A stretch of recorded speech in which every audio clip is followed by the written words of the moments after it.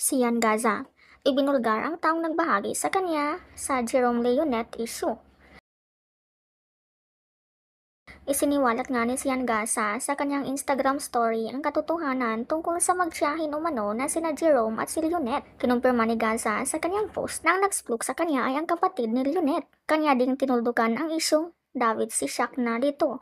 Ang ex-girlfriend ni Ponce. Wala umanong kinalaman ang vlogger sa issue dahil matagal na iyon. Aniya, I always protect my sources kaya sa bawat pasabog ko sa social media, walang sumasabit.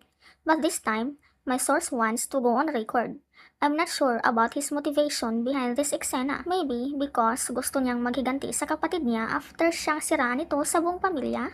Maybe because gusto niyang magbida-bida kasi naghahabol siya ng mana at ayaw niyang mahatian yung kapatid niya. Maybe because mahal na mahal niya yung parents niya at ito lang yung nakikita niyang way para matapos na ang kahibangan ng dalawa. I really don't know at labas na ako doon.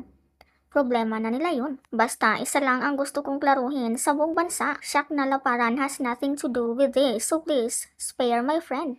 She even stopped me from splooking this chismis kasi baka daw isipin ng tao na siya ang nagpapatrabaho. Sabi ko, so kinukontrol mo na ngayon yung mga content ko sa social media? Nag-sorry naman siya. Sa maniwala kayo o hindi, wala na yang pake sa mga ex niya. Parehas kaming dalawa kapag ex na namin. Wala na silang maririnig from us kasi sobra kaming nakafocus sa paggawa ng pera, sa pag-build ng maganda naming kinabukasan. Hindi na namin kasalanan kung yung tito ng ex niya ay gustong i-expose sa buong bansa yung sariling baho ng kanyang pamilya. At hindi rin kasalanan ni Barbie Imperial kung niligawan siya ni Richard after nilang maghiwalay ni Sarah. Ang tanging pagkakamali lang ni Barbie ay pumatol siya sa lalaking kasal at hindi pa annulled. Hindi third party si Barbie. Period. At kapag dumating yung tamang panahon, ilalabas ko sa buong bansa kung sino ang totoong third party sa hiwalayang Richard at Sarah. But I hope that it will never happen. Alang-alang sa kapakanan ng dalawang bata.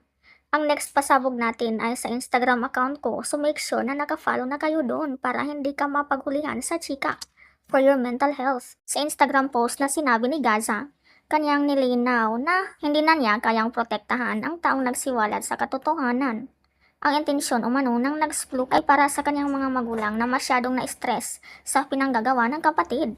Aniya, nais ipabatid sa lahat ng aking source na hindi daw pera ang habol niya kaya niya in-expose ang sarili niyang kapatid.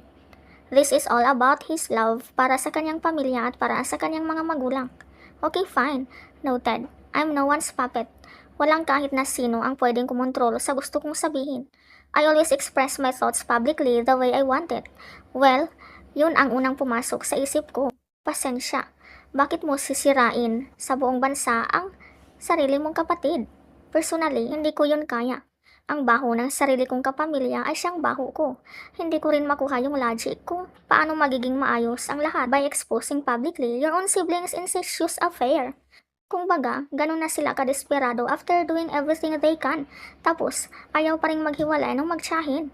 I feel sorry for their family, sa totoo lang. Sobrang nakakalungkot, nakakapanghina. Pero thank you sa kanilang pamilya kasi may nai-content ako this week na matinding pasabog. Bida na naman ako. Nakakatuwa. I'm praying for all of them, especially dun sa parents ni tita. May they find the right amount of strength and courage para harapin ang matinding pagsubok na ito. Ikaw, anong masasabi mo dito?